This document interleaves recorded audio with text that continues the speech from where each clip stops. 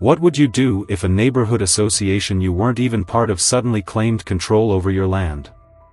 That's exactly what happened to me. I left the noise and chaos of city life to return to the peace of the countryside, only to find myself locked in a battle I never wanted, one that threatened everything I had worked for. I grew up on a farm, where life moved at a different pace. The mornings were early, the work was hard, but there was a kind of rhythm to it that I always loved. It wasn't about wealth or status, it was about independence, about knowing that every meal on our table came from our own hands, that every fence post stood because we put it there.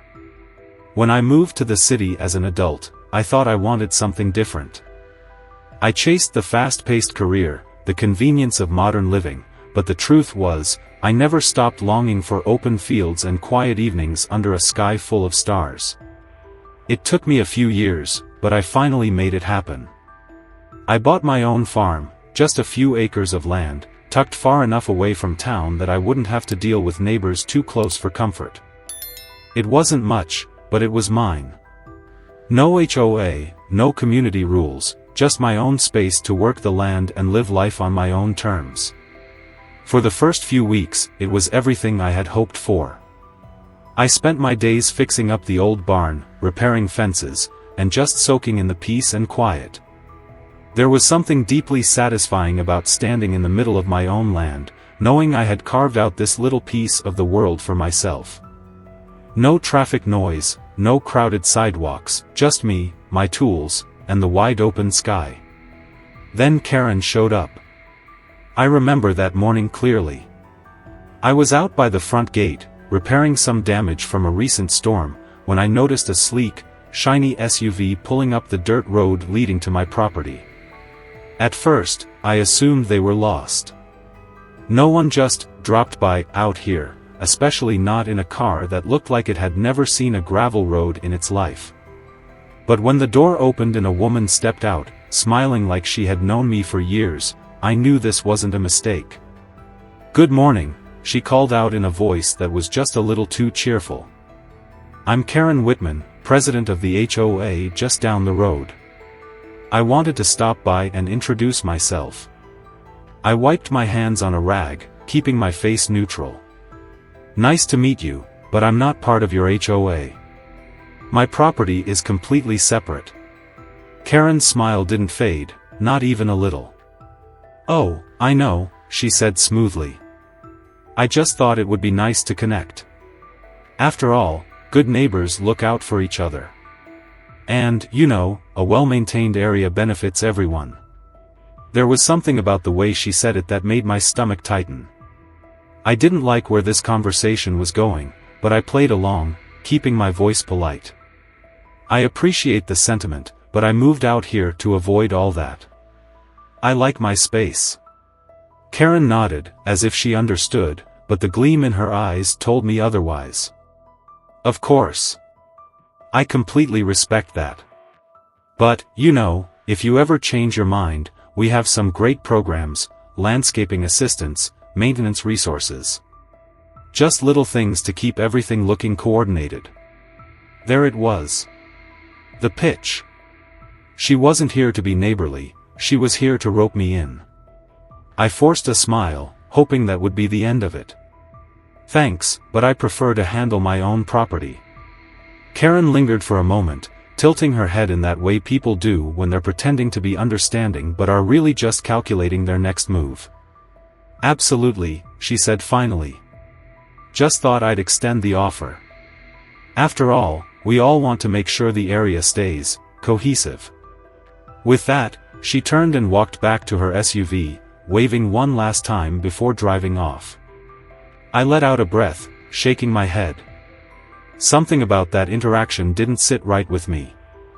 But at the time, I thought that was the end of it. I couldn't have been more wrong.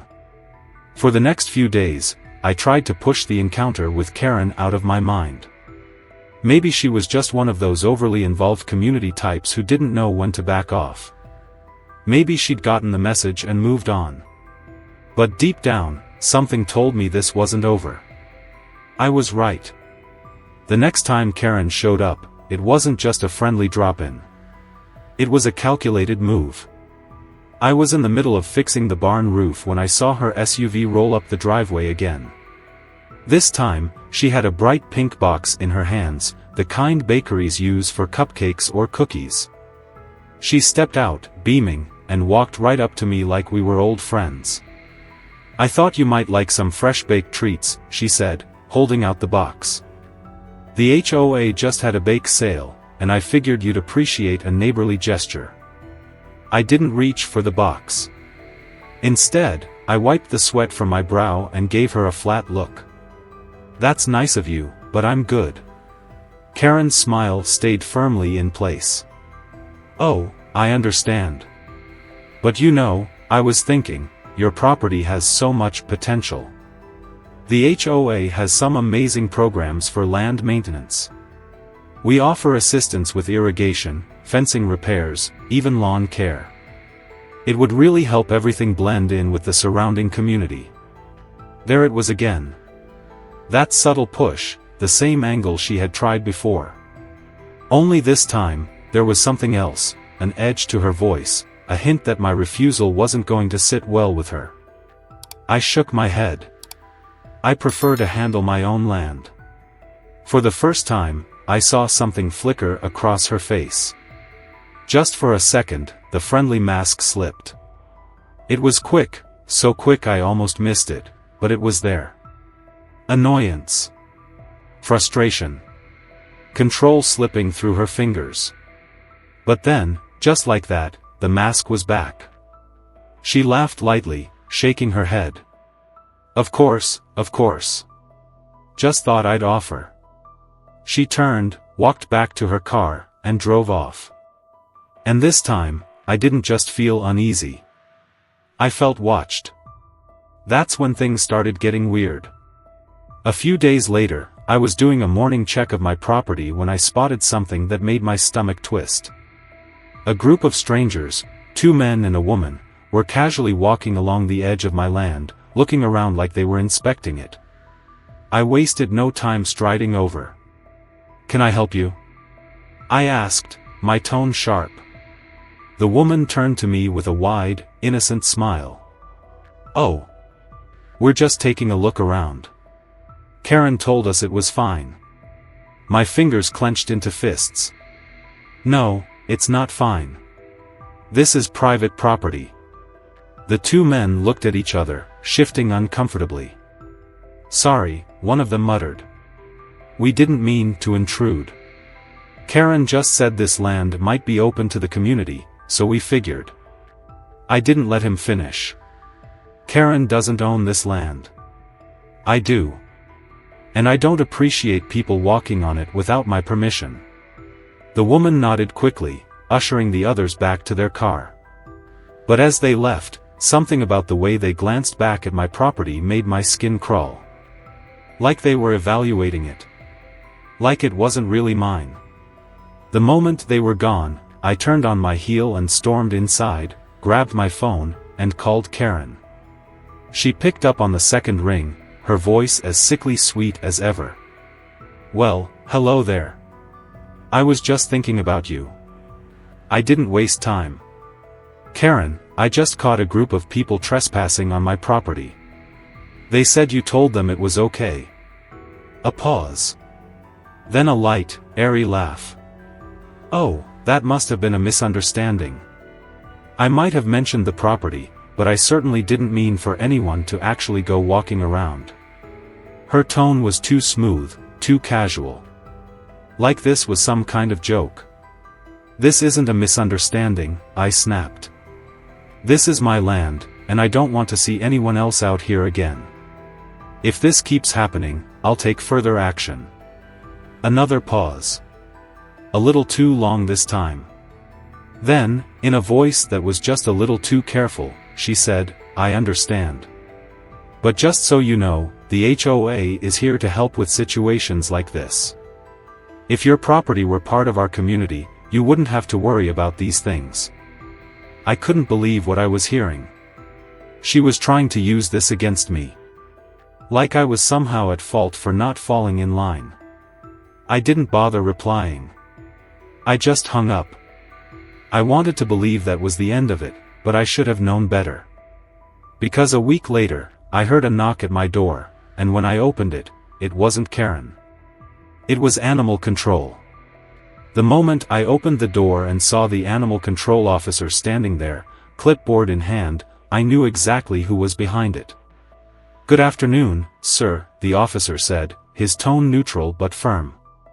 "We received a complaint about possible animal neglect on this property. We need to do a welfare check." I exhaled sharply, gripping the doorframe. A complaint from who?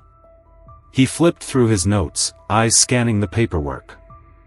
"I can't disclose that information, but the report stated concerns about malnourished livestock and unsanitary conditions in the barn." I let out a dry laugh. "That's complete nonsense.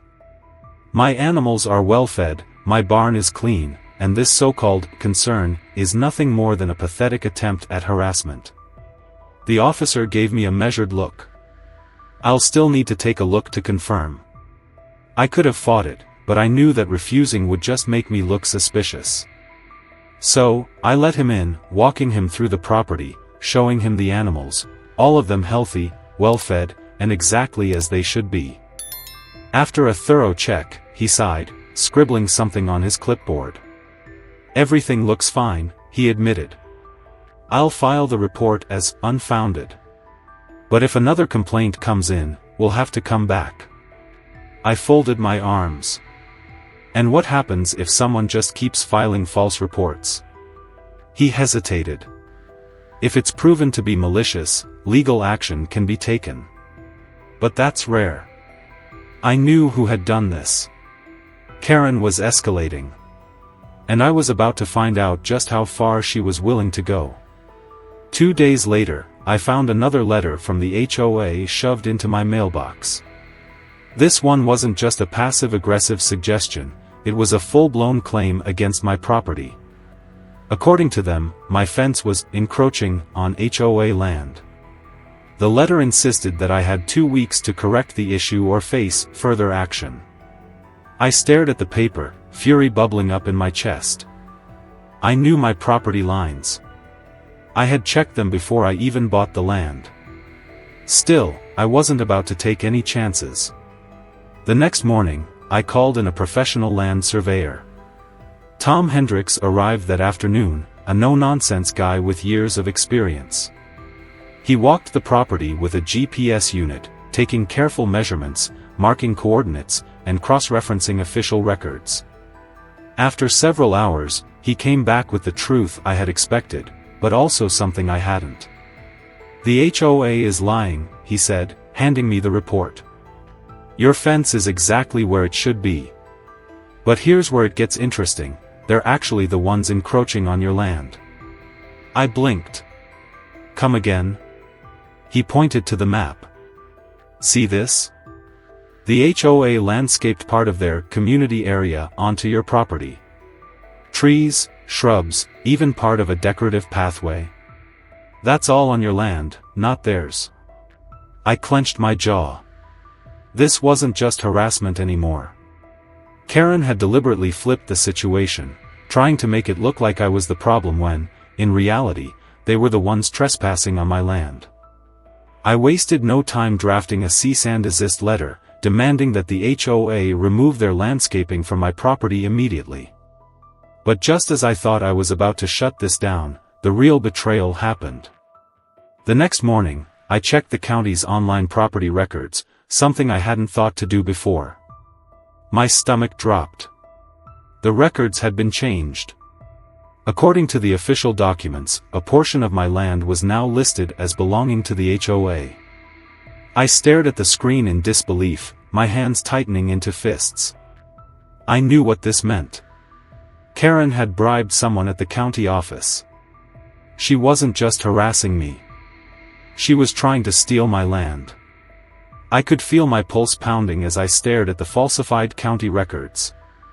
This wasn't just harassment anymore. This was theft.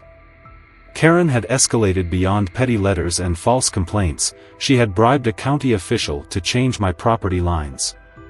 If I didn't act fast, she could legally claim my land, and there would be nothing I could do about it. I refused to let that happen.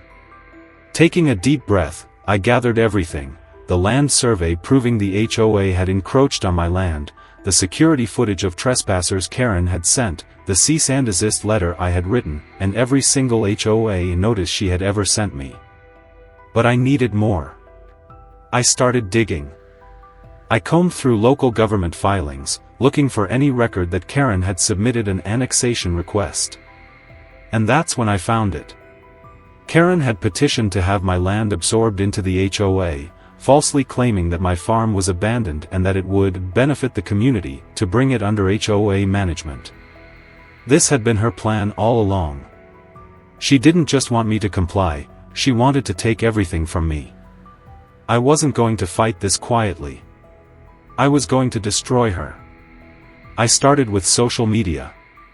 I uploaded everything: the security footage of her people trespassing, the land survey proving the HOA was the one encroaching, copies of the threatening letters, and most damning of all, the annexation request she had secretly filed. The post exploded. People in town started sharing it, outraged that an HOA was trying to steal private land. Former HOA members who had once blindly trusted Karen started coming forward with their own stories: extra fees she had forced them to pay, questionable financial records, and even cases where she had bullied homeowners into selling their properties. Then the local news got wind of it. A reporter reached out to me, wanting an interview. I didn't hesitate.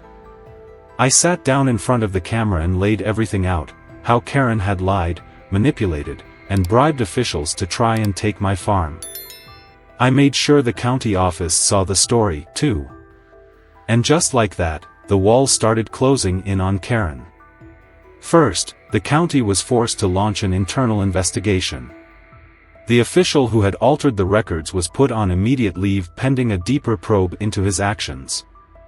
Then, the HOA board started panicking. With Karen's actions now public, they were desperate to distance themselves from her. And then came the final nail in the coffin. As the backlash against Karen reached its peak, an anonymous source, someone from inside the HOA itself, leaked internal financial documents. The documents proved that Karen had been embezzling HOA funds for years. Not only had she diverted money meant for community maintenance, but she had also used HOA funds to finance her attempts to annex my land. This wasn't just HOA corruption. This was fraud. It was only a matter of time before the authorities got involved. The moment the financial documents leaked, Karen's downfall was inevitable.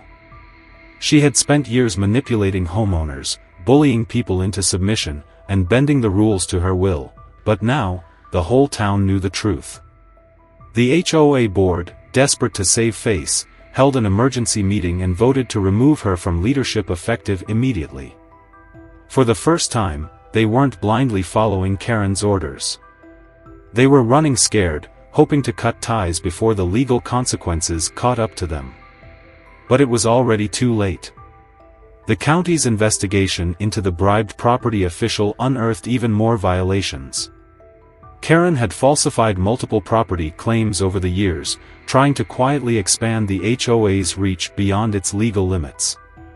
I wasn't the first person she had targeted, I was just the first person who fought back hard enough to expose her. Then came the final blow. Authorities launched a formal criminal investigation, uncovering fraud, embezzlement, and misconduct. Karen hadn't just used HOA funds for her personal gain, she had funneled money into her real estate schemes, paying off officials, and even funding her failed attempt to take my land. The moment the arrest warrant was issued, Karen tried to run. She cleaned out her office, stopped showing up at meetings, and even put her house on the market. But she couldn't outrun what was coming. A few days later, she was arrested for fraud, trespassing, and financial mismanagement. As the town watched her being taken away in handcuffs, I couldn't help but think back to the day she first showed up on my property, smiling like she was in control of everything. Now, she had lost it all. With Karen gone, the HOA was in shambles. The new leadership had no choice but to reverse everything she had done, including officially withdrawing the annexation request for my land. They also had to remove all the landscaping they had planted on my property, returning every inch of land back to its rightful owner. For the first time in months, I could step outside, take a deep breath, and know that my farm was truly mine again. I had won.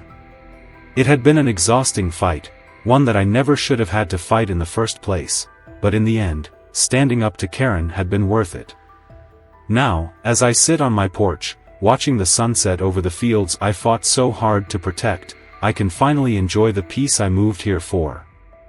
But I have to wonder, how many other people out there have been bullied, harassed, and manipulated by HOAs like mine? Have you ever felt powerless against an HOA, or a Karen? Share your experiences below, let's see who had it worse.